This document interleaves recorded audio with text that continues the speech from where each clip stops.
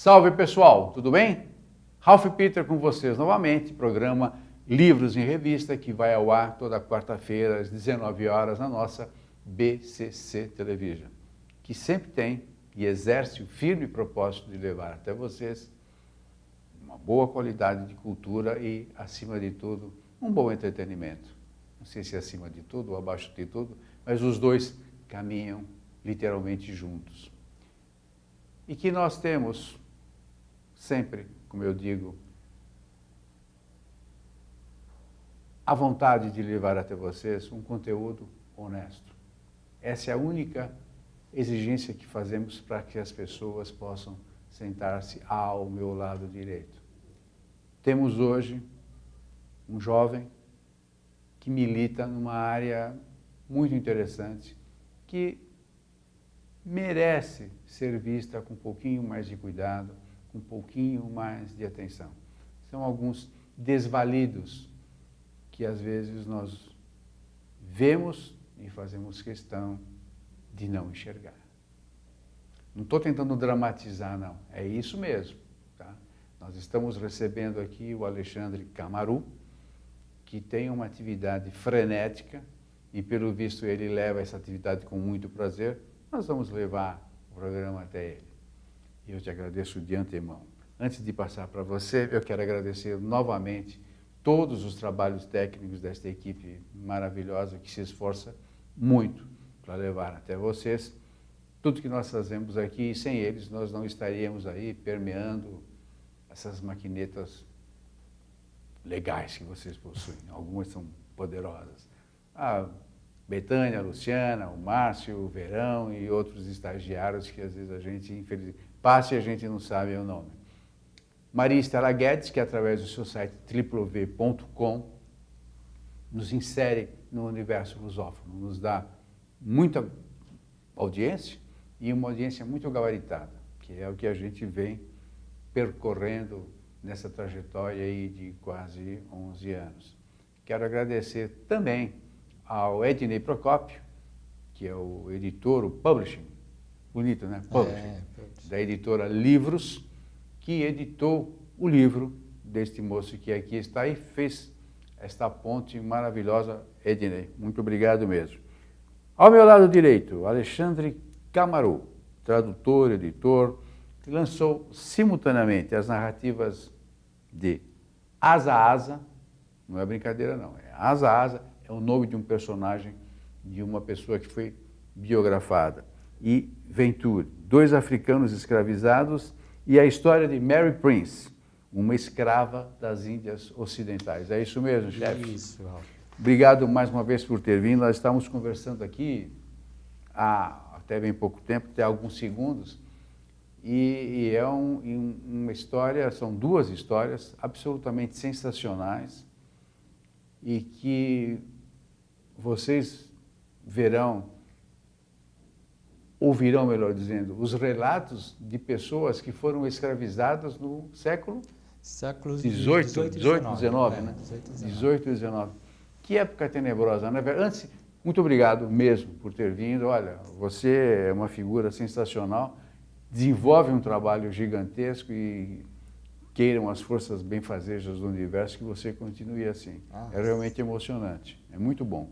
Mas vamos lá, então, você tem os dois livros. Isso. Bom, antes eu agradecer vocês, não tem nada que agradecer, você, que é isso. O pessoal aqui da BCC está dando essa oportunidade de estar falando nesse programa que é muito significativo, né, porque valoriza a literatura, então isso já é um grande mérito de vocês.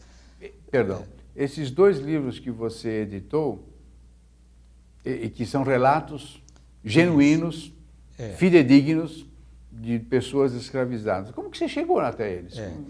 Na verdade... Caiu na tua mão? Assim? Mais ou menos. Foi assim mesmo? Foi quase.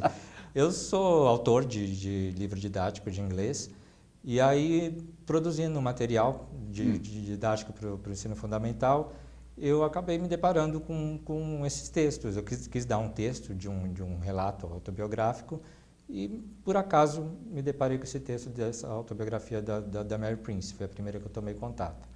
E, a partir daí, eu comecei a comecei a pesquisar e vi que havia várias narrativas, né, que foram publicadas em língua inglesa durante os séculos XVIII e XIX e que até hoje não tinha sido traduzida, não tinha nenhuma editora se interessou por traduzir.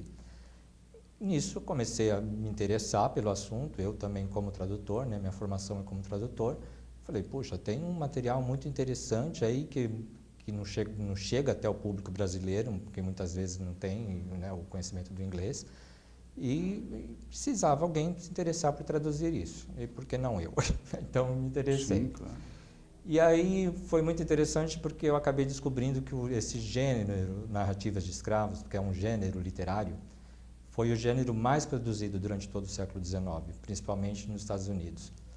E então isso me chamou muita atenção, assim, como que o gênero mais produzido, até mais mesmo do que o romance, né, num determinado período, efetivamente publicado, editado, e a gente tem pouco conhecimento disso, né? Eu tenho tido contato até com professores de história mesmo que falaram, puxa, eu nunca ouvi falar dessas narrativas de escravo, né? A gente ouve falar de filmes, né, de romances, né, baseados, mas é sempre, muitas vezes, a visão do branco, né, falando desse período da escravidão, e nunca tive acesso, as pessoas falam, nunca tive acesso a essas narrativas. Então foi isso que me chamou a atenção para me engajar nesse projeto e traduzir uma série de narrativas. Eu imagino que essas narrativas eram editadas por anti-escravagistas, provavelmente. Sim. Na verdade, assim, a principal função dessas narrativas de escravo era realmente dar voz aos escravos, né, às pessoas escravizadas. E servir de ferramenta de propaganda mesmo para esses movimentos que amparavam a abolição da escravatura. Né, muitos desses movimentos, eles geralmente eram ligados a igrejas protestantes, então eles tinham certo dinheiro, né, para investir nisso e patrocinar essa publicação dessas obras, porque certamente o ex-escravo, né, ou o escravo fugido não teria condições de publicar isso, nem de escrever, que dirá publicar. Então essas sociedades que tinham esse interesse no fim da escravidão, muitas vezes também a gente pensa assim, não era um interesse meramente humanitário, né? Lógico que todo esse processo de abolição da escravidão envolveu também, né, um lado humanitário, mas envolveu também um lado econômico, né? Para muitos grupos era interessante o fim da escravidão, porque ter pessoas livres era também ter pessoas que teriam dinheiro para comprar, para consumir, né? A gente estava em plena época da Revolução Industrial, precisava de criar um mercado consumidor, né, de produtos, né, industrializados que já não dependiam tanto da mão de obra do escravo. Então, era uma gama de interesses por trás disso. Mas, enfim, eram essas sociedades que patrocinaram a publicação dessas narrativas. Desculpe. E o que eu pude perceber, eu não sei se eu percebi superficialmente, mas havia uma certa facilidade para comprar a tal alforria. Eu senti isso, porque tem um relato, diversos relatos, né, que o sujeito trabalhava, tinha um cara que trabalhava praticamente 24 horas por dia para comprar a alforria dele e de um sobrinho, de um filho e tal, não sei o quê e tal, porque as famílias eram separadas, né? Sim. Então, e era interessante a barganha com o senhor, o dono dele. Não, então você trabalhou. Negociava-se. Negociava-se, esse, na verdade, é o relato do Venture. Eu escolhi ele, fiz questão de escolher ele dentre as outras opções que eu tinha, porque ele mostra muito isso, a mercantilização do ser humano nessa época, né? E ele, como que a mão de obra escrava era realmente negociada, né? Camaru, havia seguro. Sim. Aqui no Brasil, não sei lá fora, mas aqui era uma mercadoria, você tinha seguro. Sim. Era um negócio fantástico. Esse relato do Venture deixa isso muito claro. O do Asa Asa, que é até um relato razoavelmente breve, é praticamente o momento em que ele foi escravizado na África até ele chegar na Inglaterra. ele também mostra muito esse processo de escravização pelos negros, que se inicia na África, né? Que muitas vezes a gente também tem a visão errada de que o branco chegou lá e escravizou os negros.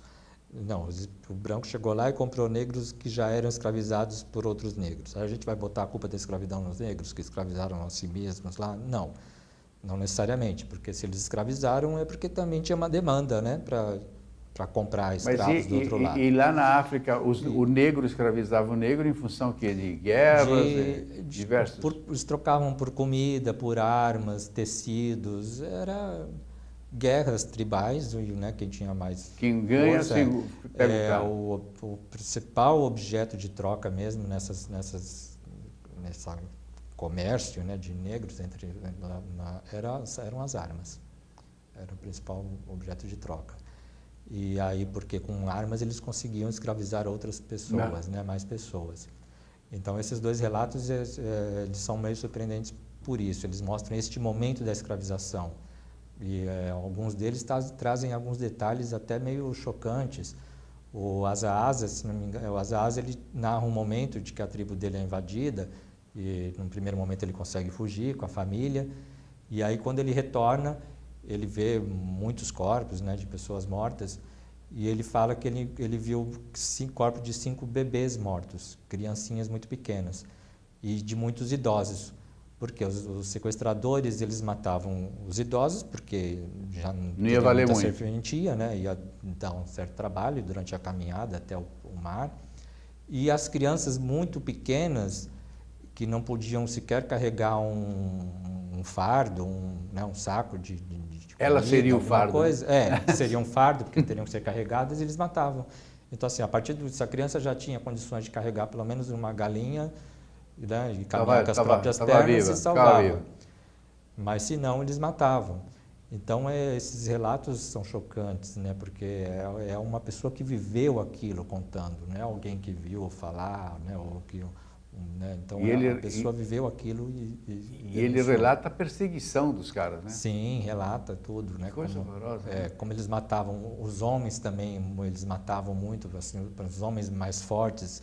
Você podia falar, puxa, seria valeria muito como escravo, mas muitas vezes esse homem mais forte, muito rebelde, ia dar trabalho no sentido de se revoltar, né? De querer fugir. Exato. Ou de tomar arma de alguém. É uma logística, né?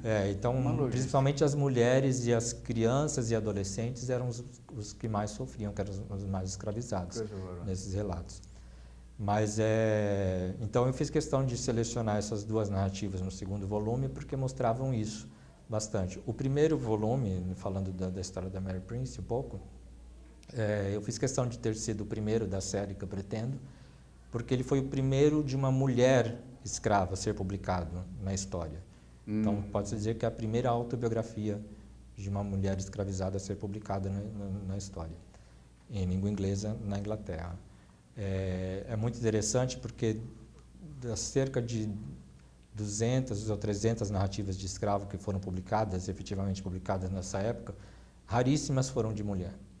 Muito poucas. A Mary Prince, acho que foi a primeira, e por sinal ela foi a primeira depois de mais de 40 anos de já ter sido lançada a primeira de um homem.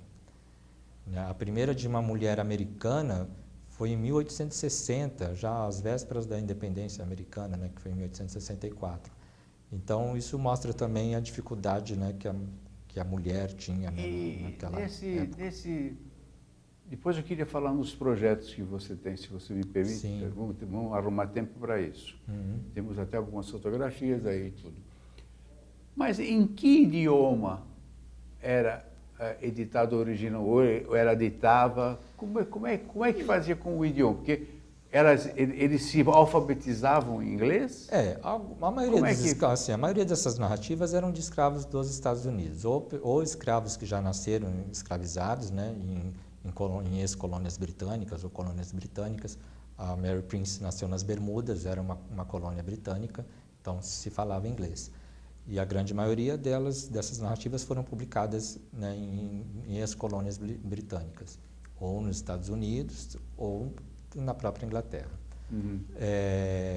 A Mary Prince, só para você ter uma ideia, ela nasceu nas Bermudas, na condição de escravizada já, Depois eu quero até falar um pouco sobre esse termo escravo e escravizado, se me permitir. Deve? E aos 40 anos de idade, ela consegue ir com os senhores dela para a Inglaterra, para acompanhar o filho desse casal que ela cuidava. E eles eram senhores muito cruéis. Mas ela foi na esperança de chegar na Inglaterra, onde não existia a escravidão como instituição, e conseguir a alforria dela e poder voltar, porque ela tinha deixado o marido dela em Antígua, ela já tinha mudado de Bermudas para Antígua. Então a esperança dela era essa, né? Lá chegando na Inglaterra, se tornar livre e poder voltar. O que não se sabe se ela conseguiu, porque o que se sabia na Inglaterra ela era livre. Mas se ela voltasse para a Antígua, ela continuaria sendo escrava. Né? Então, não sabe se ela realmente conseguiu isso.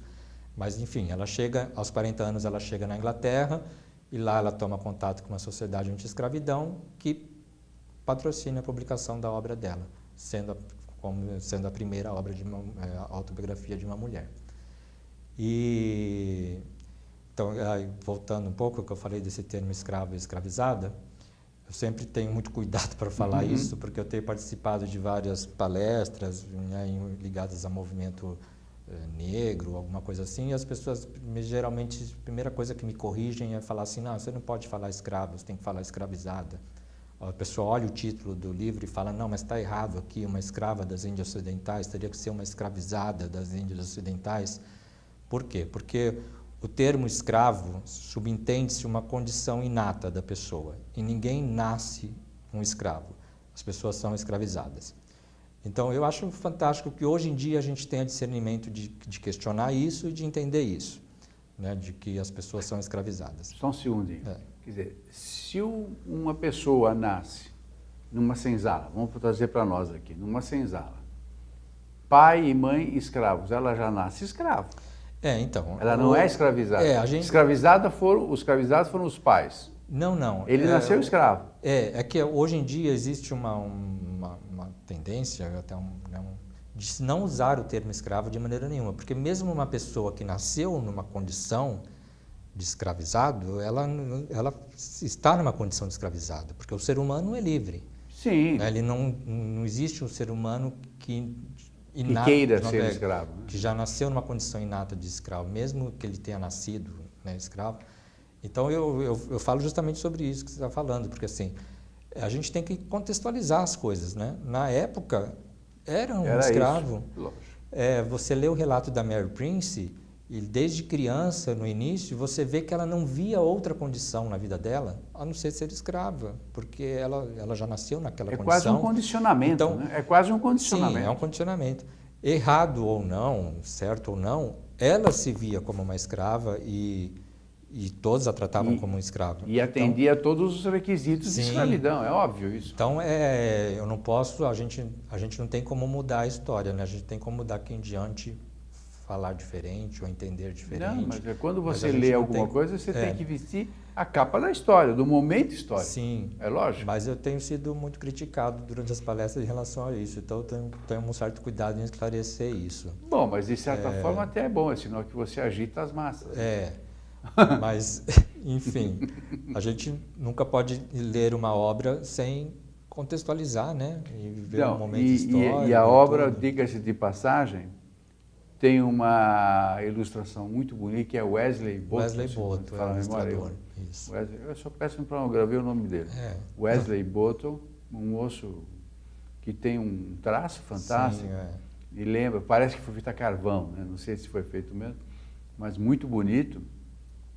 E a história, da maneira como é relatada, eu imagino que tenha sido a mais realista possível, sim, dentro da própria contextualização, é muito impactante. Sem muito choro, mas é muito impactante. A ideia tua não é causar emoção, mas sim causar um esclarecimento. Um esclarecimento. Imagino. Na verdade, assim, é uma tradução. E assim, mesmo no texto original, porque assim, muitos essas pessoas que publicaram, esses escravos que tiveram suas autobiografias publicadas, eles não sabiam escrever. Então, a maioria desses relatos foram relatados e alguém escreveu. Sempre nessas obras existia um prefácio esclarecendo um pouco isso. Então, eles falavam, olha, na medida do possível, a gente procurou reproduzir as palavras da pessoa. Voltando até na questão que você falou, mas como que era publicado em inglês? Por exemplo, o Asa Asa, ele chega na Inglaterra com 12 anos de idade e lá não existia escravidão. Ele chegou lá por um acaso, o navio em que ele estava, que viria para os Estados Unidos, passou por uma tormenta em alto mar e acabou sendo desviado para a Inglaterra. Então, chegando lá na Inglaterra, ele não podia ser escravo porque na Inglaterra não existia escravidão. O que fazer com você, Asa Asa? A gente te manda de volta para a África ou você quer ficar aqui? E é até curioso que ele fala assim, eu vou fazer o que na África? Minha família toda está morta, meus pais, meus irmãos, todo mundo da minha aldeia. Se eu voltar para a África, eu corro o risco de ser escravizado novamente e aí sim parar na América, onde eu serei vendido como um escravo. Né? Então, eu prefiro ficar aqui onde eu não conheço ninguém, mas pelo menos eu supostamente sou livre. Sou livre. E ele relata esse momento da escravidão dele. E até uma narrativa um pouco difícil de ler, porque você vê que ele não tem um domínio muito grande do inglês, porque ele acabou de chegar há pouco tempo, um ano, não sei, na Inglaterra, quando ele fala isso. Então, até em função disso, tanto a narrativa do Asa Asa como do Venture, elas foram adaptadas, porque eu tentei tornar o relato um pouco mais fluente. A história da Mary... Conseguiu. Ainda bem, né? E tirei na narrativa do Venture, por exemplo, existia muita, como você falou, tinha muitas referências a valores específicos. Eu ganhei tanto e economizei tanto, comprei minha mulher por tanto, meu filho... Ele cita muito valor, assim, você mostra mesmo esse lado da mercantilização do ser humano. E isso eu procurei eliminar um pouco da narrativa, porque não fazia muito sentido falar, excesso de números, $200, o que era $200 naquela época, a gente não sabe. Né? Então, foi uma pergunta que eu me fiz. Foi uma pergunta que eu me fiz, o que significa isso? A intenção não era essa, era tentar trazer essa narrativa mais para o público atual. Então, eu adaptei. A da Mary Prince foi uma tradução muito literal mesmo. A Mary Prince também não sabia escrever, ela relatou a história dela. No prefácio havia essa menção de que assim, a narrativa foi escrita na medida do possível com as próprias palavras dela, então com erros às vezes gramaticais, né, de uso de pronomes ou de variantes linguísticas. Então, tudo isso eu tentei preservar na tradução do português. Porque é um cenário, lógico. E a ideia, assim, é uma autobiografia. Então, eu tenho que passar a ideia de que é uma escrava falando. Não houve manipulação, é lógico. E essa era a ideia também de quando ela foi publicada originalmente. Porque muitas dessas autobiografias chegaram a ser contestadas. A da Mary Prince mesmo, ela sofreu 3 processos jurídicos. 2 impedindo a publicação da obra por parte dos donos dela, porque achavam que ela estava denegrindo a imagem deles, enfim. Então, essas sociedades tinham meio que um compromisso de mostrar que aquilo era verdadeiro, porque muitas delas eram até contestadas, falaram, não, essa história foi inventada, esse escravo não existiu. É muito interessante falar dessas narrativas como gênero literário, porque elas tinham, e eu dou uma palestra sobre isso, sobre o gênero literário narrativas de escravo, elas tinham uma estrutura básica, uma estrutura editorial. Então, assim, toda a narrativa começava obrigatoriamente pelo prefácio. E esse prefácio era uma parte muito importante da obra. Por quê? Esse prefácio é onde vinha ali atestando que aquele escravo realmente existiu, era um prefácio escrito e assinado por um homem branco, respeitável, né? Que alguém poderia confiar, porque um escravo, quem confiaria? Ninguém. Então, tinha um homem branco, respeitável, ali atestando, assinando aquele prefácio, falando, olha, esse escravo realmente existiu, o que vocês vão ler a seguir é um relato dele, ou foi escrito por ele mesmo. Tem uma fé pública. E vocês podem confiar. Então, isso era fundamental. Sem esse prefácio, não existia, não saía. É um folhetim qualquer. Aí vinha a narrativa, propriamente dita, que também tinha uma certa estrutura, ela era composta de algumas partes, né? Começava falando da ancestralidade dele, onde ele nasceu, de quem é filho de quem, ou se já nasceu escravizado ou não. Depois ele fala para um momento em que ele passa a falar da descrição do senhor e da sinhá deles, né? Geralmente ele já começa a falar dos maus tratos, né? Porque a ideia era denunciar os maus tratos. Então, tem toda essa segunda parte. Num terceiro momento, toda a narrativa de escravo também, praticamente todas, fala da evangelização, porque como era uma sociedade geralmente protestante, que estava patrocinando, eles tinham que puxar a sardinha para o lado deles, né? E falar, olha, a sua salvação para o homem negro está na evangelização. Então isso era muito claro também nas narrativas de escravo. E ela sempre terminava com uma apologia à liberdade, né? Ou falando de algum ideal de liberdade, de alguma coisa. Então essas eram características básicas da narrativa de escravo. Aí a gente se pergunta, então era uma autobiografia, mas você tinha que seguir uma linha, né, de editorial, né, para publicar, então não era tão fidedigna, né, porque se você já está seguindo um roteiro, mas eu acho que isso não tira o mérito, né, porque se a gente for publicar uma autobiografia hoje em dia, você não vai seguir uma linha editorial, alguma coisa? Não, aí de novo tem que contextualizar. Sim, claro. Escuta, na época o escravo não respirava, não está brincando. Você conseguir que alguém te ouça naquela época, era um risco para quem, haja visto que você falou aqui, houve antagonismo, ações e tal, e muitos devem ter morrido pelo caminho, porque é óbvio, né? É. Deixa eu te perguntar uma coisa. Eu queria que você falasse sobre o projeto, que é muito bacana, muito legal, e eu vou pedir para a Luciana iniciar aqui o relatório das fotos. Isso, porque nós temos só 3 minutinhos, infelizmente. Puxa. Olha lá, nós temos aqui essa foto. Bom, me fala o projeto, o que é, afinal? Qual é a finalidade? Eu tenho desenvolvido alguns projetos relacionados a esses 2 volumes, né? Por enquanto só lancei 2, para tentar fazer com que esse livro chegue principalmente às escolas, né, de fundamental e médio. Mas escolas públicas ou pode ser particular? As duas. A gente tem feito algumas em ONGs também. Então, esta é uma oficina de máscaras que o Wesley Boto está desenvolvendo, que é o ilustrador, para falar principalmente da obra do Asa Asa, porque na ilustração que ele fez do livro do Asa Asa, ele se inspirou nas máscaras da comédia dell'arte e nas máscaras africanas. Então esse é um projeto que a gente desenvolveu até no céu, né, na Pera Marmelo, lá no Jaraguá. E as crianças se envolvem muito, porque a gente também desmistifica essa coisa da máscara africana como uma coisa do mal, né?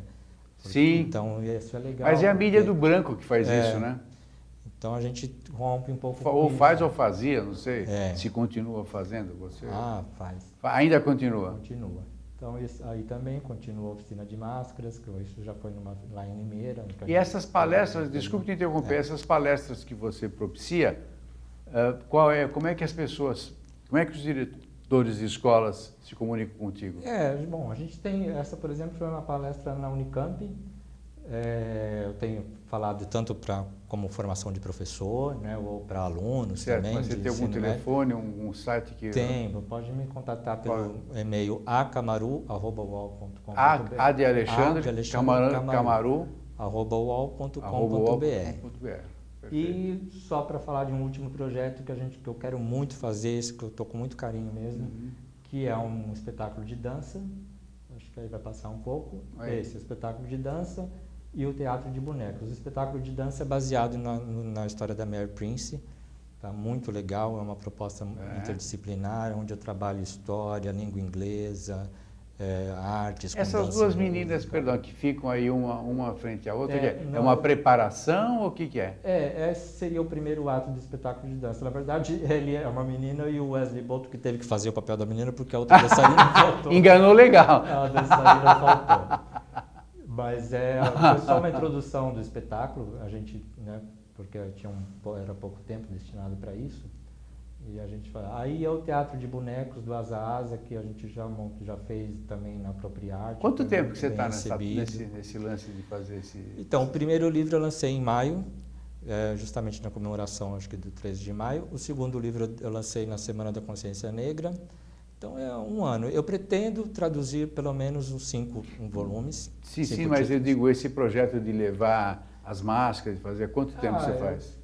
Já faz uns 4 ou 5 meses que eu estou, mas assim, infelizmente, Ralph, assim, é um pouco difícil você conseguir fazer as coisas pela cultura aqui nesse país. Então, mas assim, a molecada deve receber isso gostam, mas você encontra muita dificuldade de chegar numa escola, de oferecer, mesmo que você esteja lá como voluntário, das pessoas entenderem o que você quer fazer primeiro, te darem ouvidos e te dar a oportunidade de fazer, porque eu acho que, assim, para finalizar, eu acho muito importante falar disso, porque as pessoas me falam assim, mas por que você ficar falando de escravidão? Isso aconteceu há 200 anos, né? Já está um assunto batido, a gente não quer mais falar disso.